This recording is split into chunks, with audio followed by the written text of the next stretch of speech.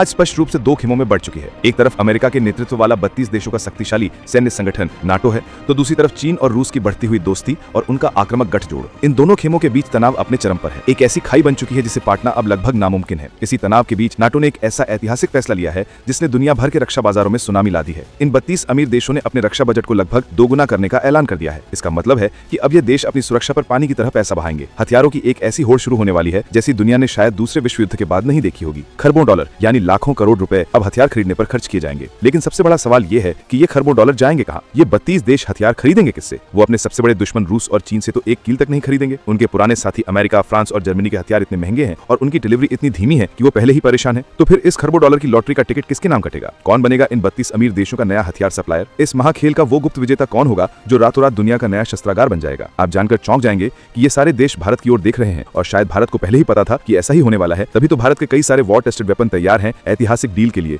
जो भारत को रातों रात मालामाल कर सकती हैं। हम आपको बताएंगे इस धमाकेदार खबर की पूरी कहानी, तो बने रहिएगा वीडियो पर और इस संबंध में आपके जो भी विचार हों कमेंट में लिखकर जरूर बताइएगा। दुनिया में शुरू होने वाली हथियारों की इस सबसे बड़ी दौड़ का सबसे बड़ा सुपरस्टार बनने की दहलीज पर आज भारत खड़ा है। जब नाटो के देश अपने खरबों डॉलर लेकर दुनिया के हथियार बाजार में निकलेंगे तो उनकी तलाश भारत की चौखट पर आकर खत्म होगी। और ऐसा हम सिर्फ भावनाओं में बहकर नहीं कह रहे हैं। इसके पीछे ठोस, अकाट्य और बेहद शक्तिशाली कारण हैं, जिन्हें आज दुनिया की बड़ी बड़ी ताकतें भी मान रही हैं। प्रधानमंत्री मोदी ने सालों पहले जिस मेक इन इंडिया और आत्मनिर्भर भारत का बीज बोया था, वो आज एक ऐसा विशाल वृक्ष बन चुका है जिसकी छांव में अब यूरोप के देश भी आने को बेताब हैं। भारत आज नाटो देशों के लिए सबसे बेहतरीन विकल्प क्यों है? इसके 3 मुख्य स्तंभ हैं। पहला स्तंभ है ट्रस्ट एंड रिलायबिलिटी। आज की दुनिया में सबसे कीमती चीज है भरोसा। नाटो देश किसी ऐसे देश से हथियार नहीं खरीद सकते जो कल को उन्हीं के खिलाफ खड़ा हो जाए। चीन एक विस्तारवादी ताकत है और रूस पहले से ही नाटो का सबसे बड़ा प्रतिद्वंदी है। ऐसे में भारत दुनिया के सबसे बड़े और स्थिर लोकतंत्र के रूप में एक भरोसेमंद साथी बनकर उभरता है। भारत की विदेश नीति हमेशा से स्वतंत्र रही है और हमने कभी किसी देश की संप्रभुता पर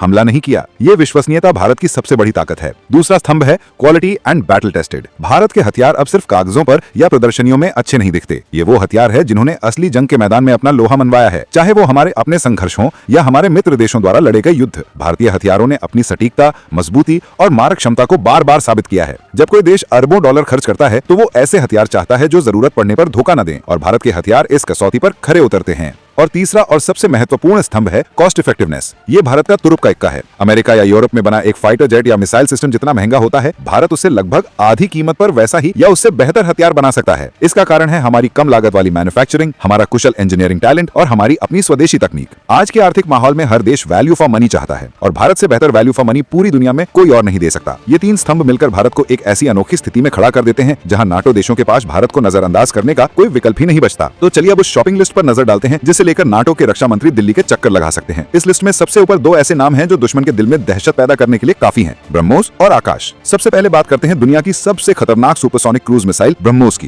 ये सिर्फ एक मिसाइल नहीं, ये भारत और रूस की टेक्नोलॉजी का वो संगम है जिसे रोक पाना आज दुनिया में लगभग नामुमकिन है। इसकी रफ्तार ध्वनि की गति से लगभग 3 गुना है। जब ये मिसाइल अपने लक्ष्य की तरफ बढ़ती है तो दुश्मन के रडार सिस्टम को प्रतिक्रिया देने का मौका ही नहीं मिलता। इसे जमीन, हवा, समुद्र और पनडुब्बी कहीं से भी दागा जा सकता है। अब जरा सोचिए, नाटो का कोई देश जैसे पोलैंड या रोमानिया अपनी सीमाओं पर ब्रह्मोस की बैटरियां तैनात कर दे तो ये उनके लिए एक ऐसा डिटेरेंस यानी निवारक शक्ति का काम करेगा कि कोई भी दुश्मन उनकी तरफ आंख उठाकर देखने की हिम्मत नहीं करेगा। ब्रह्मोस की सबसे बड़ी खासियत है इसकी सटीकता। ये पहाड़ों के पीछे छिपकर या समुद्र की लहरों से कुछ मीटर ऊपर उड़कर अपने लक्ष्य को भेज सकती है, जिससे इसे ट्रैक करना बेहद मुश्किल हो जाता है। भारत ने हाल ही में फिलीपींस को ब्रह्मोस की पहली खेप सफलतापूर्वक डिलीवर की है, जिससे यह साबित हो गया है कि भारत अब सिर्फ बातें नहीं करता बल्कि समय पर डिलीवरी भी करता है। नाटो देशों के लिए ब्रह्मोस एक ऐसा हथियार है जो उन्हें अपेक्षाकृत कम खर्च में बेजोड़ सुरक्षा प्रदान कर सकता है। अब बात करते हैं भारत के अपने सुरक्षा कवच आकाश एयर डिफेंस सिस्टम की। ये भारत का स्वदेशी आयरन डोम है जिसे दुश्मन के फाइटर जेट, हेलीकॉप्टर, ड्रोन और क्रूज मिसाइलों को आसमान में ही नष्ट करने के लिए बनाया गया है। आकाश की सबसे बड़ी खूबी इसका नेटवर्क है। इसकी एक बैटरी एक साथ 64 लक्ष्यों को ट्रैक कर सकती है और उनमें से 12 पर एक साथ हमला कर सकती है। ये 25 से 30 किलोमीटर की रेंज में किसी भी हवाई खतरे को नेस्तनाबूद कर सकता है।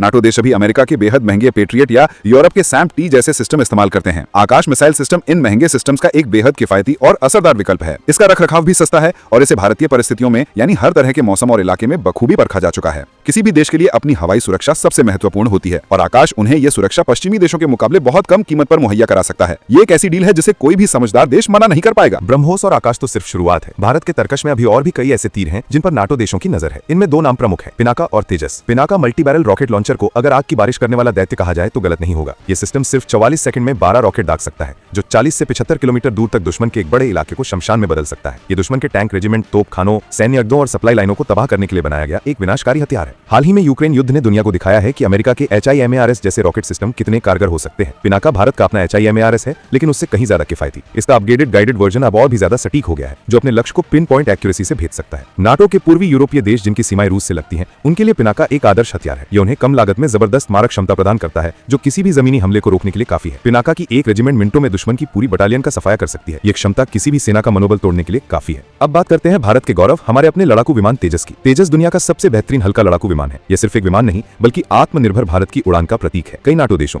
खासकर छोटे यूरोपीय देशों के पास अभी भी पुराने सोवियत युग के MiG-21 या अमेरिका के पुराने F-16 विमान हैं। इन विमानों को बदलना बेहद जरूरी और बहुत महंगा है। अमेरिका का F-35 इतना महंगा है कि कई देश उसे खरीदने का जोखिम नहीं उठा सकते। यहीं पर तेजस से गेम चेंजर के रूप में सामने आता है। तेजस में वो सब कुछ है जो एक आधुनिक 4.5 जनरेशन के फाइटर जेट में होना चाहिए। इसमें advance avionics, active electronically scanned array radar, electronic warfare suit और हवा से हवा तथा हवा से जमीन पर मार करने वाले घातक हथियारों का जखीरा है। ये छोटा है, फुर्तीला है और इसका रख रखाव बेहद सस्ता है। ये नाटो देशों को एक ऐसा विकल्प देता है जो उनकी जेब पर भारी भी नहीं पड़ता और उनकी हवाई ताकत को कई गुना बढ़ा देता है। अर्जेंटीना, मिस्र, मलेशिया जैसे कई देश पहले ही तेजस में अपनी गहरी दिलचस्पी दिखा चुके हैं। अगर नाटो का एक भी देश तेजस को खरीदता है तो ये भारत के लिए एक बहुत बड़ी सफलता होगी और बाकी देशों के लिए भी दरवाजे खुल जाएंगे। अब बात करते हैं उस सबसे बड़े फायदे की जो भारत को इस पूरे खेल से होने वाला है। ये सिर्फ हथियारों की बिक्री नहीं है, ये भारत के लिए एक आर्थिक सुनामी लाने की क्षमता रखता है। आज भारत का रक्षा निर्यात लगभग $3 अरब यानी 30,000 करोड़ रुपए के आसपास है, जो अपने आप में एक रिकॉर्ड है। लेकिन अगर नाटो के साथ डील शुरू होती है तो यह आंकड़ा रातों रात 10 गुना, 20 गुना या शायद 50 गुना भी बढ़ सकता है। हम यहाँ 25 से 30 अरब डॉलर सालाना की कमाई की बात कर रहे हैं और यह आंकड़ा और भी बढ़ सकता है। ये विदेशी मुद्रा भारत के खजाने को भर देगी, हमारे रुपए को मजबूत करेगी और हमारी अर्थव्यवस्था को एक नई गति देगी। लेकिन पैसा ही सब कुछ नहीं है,